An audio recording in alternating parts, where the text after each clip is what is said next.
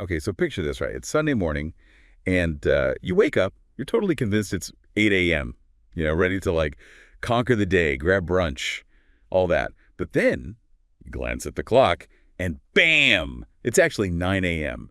That hour just vanished, and brunch is, well, toast. Sound familiar?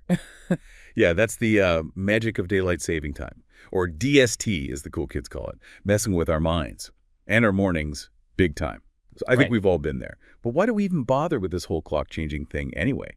Is it really about saving energy, or are we all just sacrificing sleep for absolutely no reason? That's exactly what we're diving into today, folks. We've got congressional reports, studies galore, and even a sneak peek at what's happening with DST over in the EU. It's actually a surprisingly global story, this whole time-bending saga. But before we go international, let's rewind a bit. Let's look at how timekeeping even became a thing in the US. It's wilder than you might think. Back in the 1800s, before time zones were standardized, every city basically ran on its own, like sun time. Whoa, hold on. So every town had its own time. Pretty much, yeah. Can you imagine the chaos? Trying to catch a train when every town along the way is operating on a different time. Oh, man. That's a logistical nightmare just thinking about it. Mm. So how do we go from time chaos to the somewhat organized system we have today? You can thank the railroads for that. See, they needed to coordinate schedules across vast distances. So in 1883, they pushed for standardized time zones. It was a total game changer. But then World War I happened and saving fuel became a national priority. That's where the Standard Time Act of 1918 comes in. It introduced daylight saving time as a way to, squeeze more daylight out of each day and theoretically use less energy. Ah, the good old make the most of daylight argument. Makes sense, I guess, on the surface. But did it actually work? Were we all just stumbling around in the dark before DST came along? That's the million-dollar question, right? And the answer, like most things in life, is a little complicated. They ditched DST after the war. Then some states brought it back on our own. And it wasn't until the Uniform Time Act of 1966 that we got the more standardized system we have today, although even that's had its fair share of tweaks and adjustments over the years. But here's where things get interesting. Europe actually adopted DST before the U.S. during World War I, but now they're actually considering scrapping the whole thing. No way. So no more springing forward or falling back in years. That's a bold move. What's the thinking there? Are they just tired of resetting their clocks, or is there something more to it? Well, the proposal would let each member state decide whether to stick with permanent standard time or permanent summer time. So it'd be like a continent-wide experiment in time management. That's pretty wild. So we've got this global time change tango happening. Oh. But let's get down to brass tacks. Why is there so much back and forth about DST in the first place? What are the big pros and cons that keep this debate going? It boils down to the perceived benefits and drawbacks, which, as you can imagine, really depend on who you ask. People who are pro-DST often talk about the economic benefits, like, increased tourism and retail sales because of the extended daylight hours. Yeah. Who doesn't love an extra hour of daylight for hitting the shops or grabbing dinner on a patio, right? Exactly. But the folks who are anti-DST have some pretty strong points, too. I'd imagine so. What are some of their biggest concerns? One of the biggest is kids' safety, especially when it comes to those early morning commutes to school in the dark. Not exactly ideal for visibility or peace of mind. That's a good point. And it makes you wonder if those supposed benefits really outweigh those risks, especially when we're talking about something as important as safety. What else are people concerned about? Another argument is the impact on industries that rely on early morning light, like golf courses or ski resorts. Think about it. If it's dark until later in the morning, it cuts into their operating hours and could really impact their bottom line. So we've got arguments about economics, safety, even industry-specific impacts. It's like a giant time change tug of war. But honestly, are these claims even based on evidence? Or are we all just arguing about personal preference? That's the million-dollar question. And to answer it, we need to shift gears and dive into the research on daylight saving time. Buckle up. It's about to get interesting. Okay, so let's really put DST under the microscope. Yeah. See what the research actually says. First up, safety. Does that extra hour of daylight actually lead to fewer accidents? Well, you'd think, right. More light, better visibility, safer roads. But it's not that straightforward. The Department of Transportation did this big study back in the 1970s. And the results were pretty inconclusive. They couldn't really say for sure whether DST had a significant impact on traffic safety one way or another. There's no clear winner in the safety department. Yeah.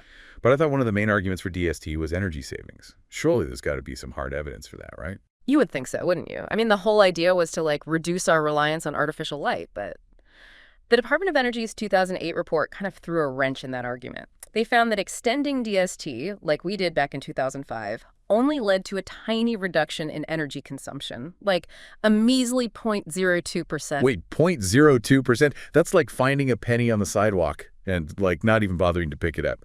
So much for the whole energy-saving thing. What's interesting here is that studies on DST and energy seem to be all over the place. Some show savings, some show increases, and it's likely that other factors like technology and just people's behavior play a much bigger role. Yeah, exactly. We can't just isolate DST and be like, aha, this is the answer to all our energy problems. It's way more complicated than that. But let's talk about the big one, our health. Messing with our body clocks can't be good, can it? Right. Feels like every time we spring forward or fall back, our bodies are just like, what in the world just happened? Yeah. I definitely feel that, like grogginess and disorientation after the time change. So what does the research say about how DST affects our health? Well, the news isn't great. Studies have linked those time changes to all sorts of not-so-fun things, like an increased risk of heart attacks, sleep disturbances, mood swings. It's not pretty. Our bodies have these internal clocks called circadian rhythms. They basically regulate our sleep-wake cycles, and when we mess with them, it can throw everything off. So basically, our bodies are trying to stick to a schedule. And then DST comes along and throws a wrench in the works. No wonder we feel so out of whack. What's the official word from, like, the medical community, though? Are they as worried about DST as the research seems to suggest? They are. The American Academy of Sleep Medicine has actually come out and said, hey, you know what? Sticking with standard time year-round is probably the best thing for our health and safety. They're not beating around the bush on this one. Wow, ditching the time change completely. They're definitely taking this seriously. But here's the thing. If the evidence is so iffy and even points to potential harm, what are people actually doing about it? Are we stuck on this DST merry-go-round forever? Well, not necessarily. States can't just go rogue and adopt permanent DST on their own because of that Uniform Time Act we talked about. But they're definitely trying to push for change. As of 2020, a whopping 45 states had introduced some kind of legislation related to DST. So almost every state is at least thinking about it. That's a pretty clear sign that people aren't happy with how things are. Are any states actually taking action, or is it all talk? It's more than talk. 11 states have gone ahead and actually enacted permanent DST laws. But there's a catch. They need federal approval to make it official. So for now, it's a waiting game. Okay, so we've got Delaware, Florida, Idaho, Louisiana, Maine, Oregon, South Carolina, Utah, Tennessee, Washington, and Wyoming all ready to soak up the sunshine year-round. That's a lot of states. And what about California? They've been making some noise about DST too, right? Oh yeah, they have. Californians passed Proposition 7, which basically gives their legislature the power to make permanent DST happen. But they need a 2/3 majority vote, so they're, like, right on the edge of permanent sunshine, just waiting for that final push.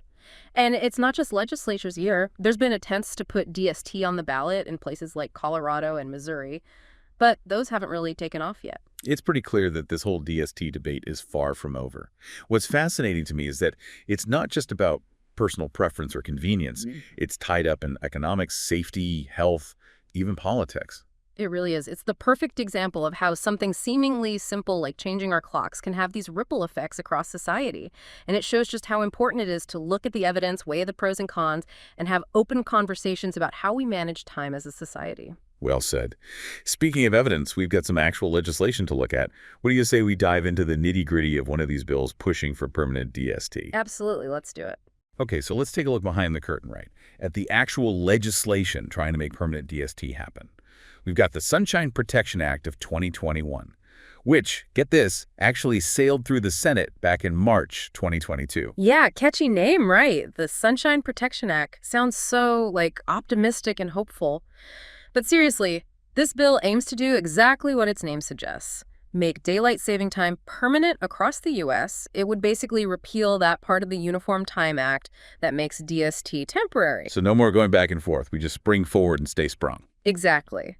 But of course, it's not as easy as just saying DST forever. The bill gets into the specifics of, like, how standard time would be adjusted for each time zone, basically shifting everything forward by an hour. Okay, so if I'm in Eastern Standard Time right now, I'd permanently be on what we currently call Eastern Daylight Time. Yep, that's the gist of it. Makes sense.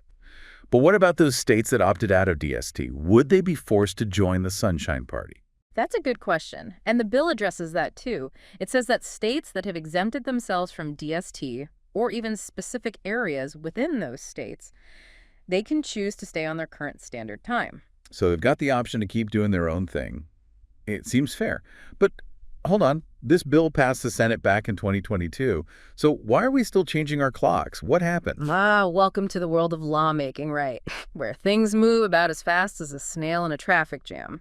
So the Senate may have given it the thumbs up, but the bill kind of hit a wall in the House of Representatives. It never actually became law. So it's stuck in legislative limbo. Even with all this talk about change, it's not as easy as just passing a bill and boom, permanent DST. Not quite. There are definitely a few hurdles to clear, but the fact that it made it through the Senate and that so many states are pushing for it, it really shows that people are getting pretty fed up with the current system. For sure. I mean, we've seen that the research on DST's benefits is, well, kind of shaky. Yeah. And there's a good chance it's actually messing with our health. Exactly. And that whole energy-saving argument is pretty weak, especially with that 0.02% figure from the Department of Energy. It's pretty clear this debate is far from over, but this whole conversation makes you wonder, what happens next? Are we headed for permanent standard time? Permanent DST? Or maybe some kind of crazy patchwork system where each state does its own thing? It's like a choose-your-own-adventure for time zones. Yeah. So what stood out to you the most in all this? What's the most, surprising or interesting thing you've learned about DST?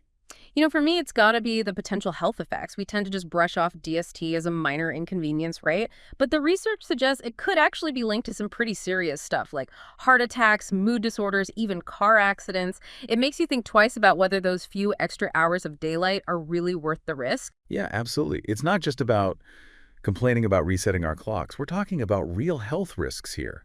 And it's not even just the immediate effects of the time changes, that disruption to our circadian rhythms, those internal clocks that regulate our sleep.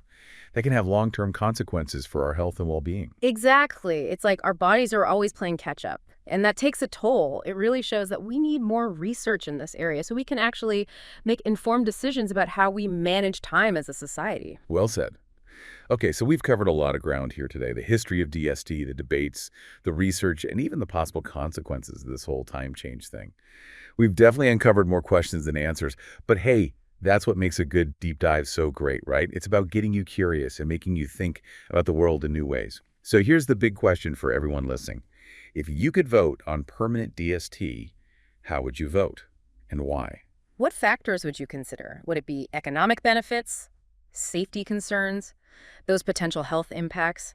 It's definitely a complex issue with no easy answers. Exactly. And think about your own life, your work, your family's needs. How would a permanent time change affect your day-to-day?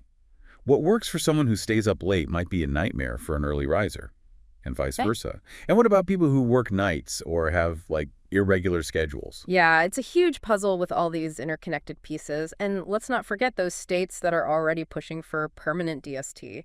What happens if they get their way while other states stick with standard time? We could end up with this crazy patchwork of time zones across the country. Can you imagine the chaos? It would definitely make things more interesting, that's for sure. Yeah. But hey, maybe that's just the price of progress, right? Maybe so. We may not have all the answers right now. But this deep dive has given us a lot to think about. This whole DST saga is a perfect example of how something seemingly simple can have these huge ripple effects across society. It really highlights how interconnected everything is, and how even small changes can have these big unintended consequences. We've learned that DST's benefits are definitely up for debate. And it's very possible that it's actually hurting our health. So what's the verdict? Is DST a genius idea, a necessary evil, or just a bad habit we can't seem to break? The jury's still out on that one. But one thing's for sure, the current system isn't working for everyone. We need some thoughtful, evidence-based solutions that prioritize public health and well-being. Absolutely. So what's next? What can our listeners do if they want to get involved in this whole DST debate? Stay informed. See what your state legislature is up to. Maybe even reach out to your representatives and let them know how you feel about DST. Your voice matters. And you can actually help shape the future of time in America. You got it. All right, that's a wrap for today's deep dive into the wild world of daylight saving time.